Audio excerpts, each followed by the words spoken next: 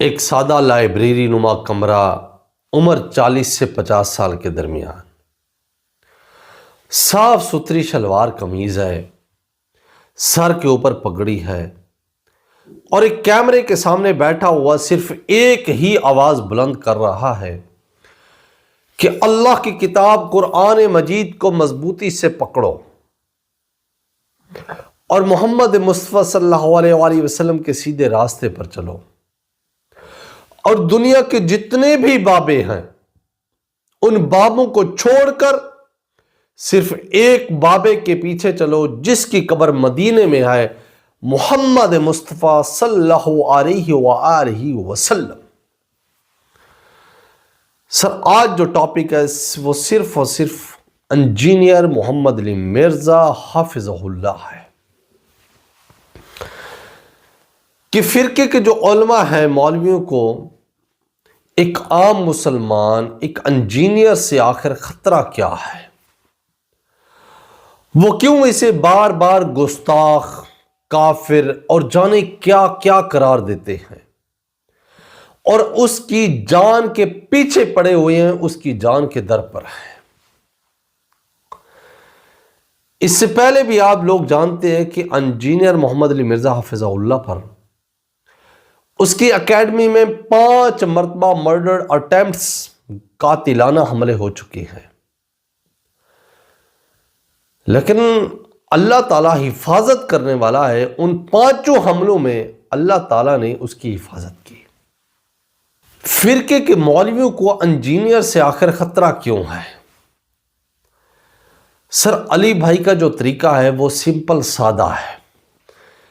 وہ نہ کوئی ایسا نیا مذہب لے کر آئے ہیں جو اس قرآن کے خلاف ہو، نہ وہ کوئی نیا فرقہ بنانا چاہتی ہیں، کیونکہ فرقے بنانا بھی قرآن کے خلاف چلنا ہے، نہ اس نے کوئی اپنا مدرسہ کھولا ہوا ہے اور نہ اس نے کوئی اپنا چندہ باکس بنایا ہوا ہے کہ وہ چندہ باکس ہو، اس میں آپ لوگ پیسے ڈالو آ کر اور پھر وہ دنیاوی عیاشی کرے، جیسے اور فرقہ پرست مولوی چندے کے نام کے اوپر اللہ اور اللہ کے رسول صلی اللہ علیہ وآلہ وسلم کے نام کے اوپر عزتیں اویل کرتے ہیں، پیسہ کماتے ہیں، چندے لیتے ہیں اور پھر عیش و عشرت کرتے ہیں۔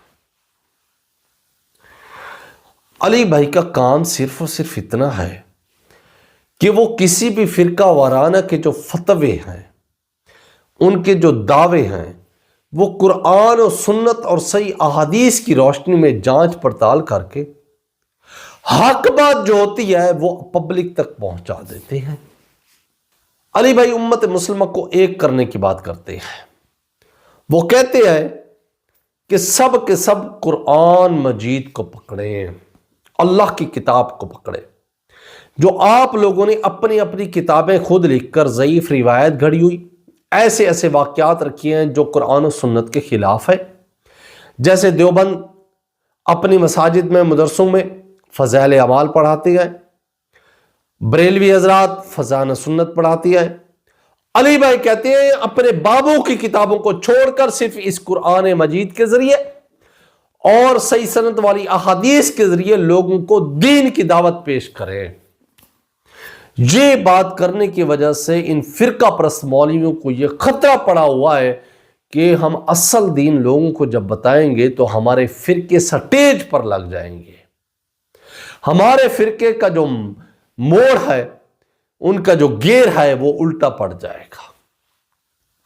اور علی بھائی سب سے بڑھ کر جو بات کرتے ہیں وہ کہتے ہیں کہ تمام بابوں کو چھوڑ دیں، ان کی بات اتھینٹک نہیں ہے، صرف اور صرف ایک بابے کو پکڑے جس کی قبر مدینے میں ہے، محمد مصطفیٰ صلی اللہ علیہ وآلہ وسلم۔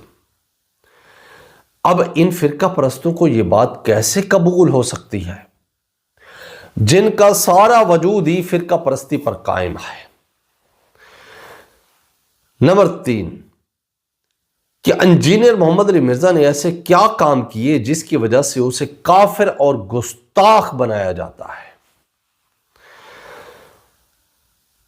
جب وہ علمی میدان میں ہار جاتے ہیں، جب فرقہ پرستوں کے پاس دلائل ختم ہو جاتے ہیں، جب ان کے پاس قرآن و سنت سے کوئی جواب نہیں بن پڑتا، تو ان فرقہ پرستوں کے پاس دو قسم کے ہتھیار بچ جاتے ہیں۔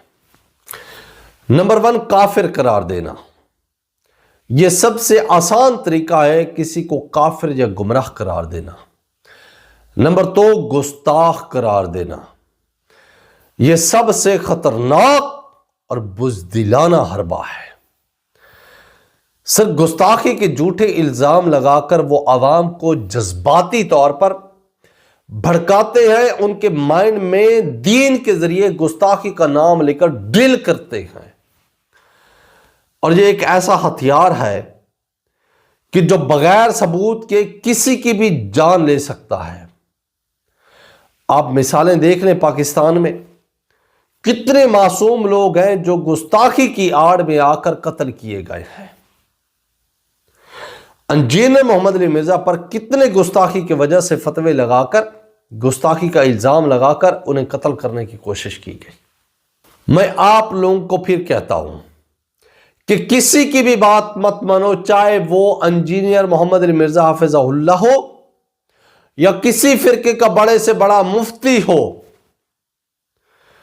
جو بھی بات سنو اسے اللہ کی کتاب اور محمد مصطفیٰ صلی اللہ علیہ وآلہ وسلم کی صحیح حدیث کے اوپر پیش کرو۔ اگر وہ حق ہے تو اسے قبول کر لو، اور اگر فرقہ وارانہ جھوٹ ہے تو اسے کچرے کے ڈبے میں ڈال دو۔ پھر اس سے کوئی تمہاری غرض نہیں ہے کہ تم اس بات کو پکڑ لو، کیونکہ چاروں امام جو گزرے ہیں انہوں نے بھی یہی فتویٰ دیا تھا کہ اگر ہماری بات قرآن و سنت کے خلاف ہو تو اس کو دیوار پر دے مارو۔ سر آخر پر میں علی بھائی کے بارے میں 2 شعر پڑھتا ہوں۔ جب ہاتھ میں سچائی کے میزان ہو علی بھائی، جب ہاتھ میں سچائی کی میزان ہو علی بھائی، بندوق کے سامنے بھی ہو فتویٰ نہیں بکتا۔ یعنی کہ اگر تمہارے سامنے بندوق بھی ہو تو اس سچائی کے سامنے تمہارے فتوے کی کوئی اوقات نہیں ہے۔ دوسرا شعر، ہم نے معیار شریعت کتاب اللہ کو ہے مانا۔ ہم نے معیار شریعت کتاب اللہ کو ہے مانا علی بھائی، اس دلیل کے آگے، اس قرآن کے آگے، رسول اللہ صلی اللہ علیہ وآلہ وسلم کی حدیث اور فتوے کے آگے فرقے کا جو فتویٰ ہے بے خس و خشاک ہے۔ فرقے کا جو فتویٰ ہے بے خس و خشاک ہے۔ جو میں نے حق بات کی، اللہ تعالی ہمارے دلوں میں راسخ فرمائے اور ہمیں حق بات کہنے کی توفیق عطا فرمائے۔ صلاۃ پر محمد، اللہم صلی علی محمد وعلی آل محمد۔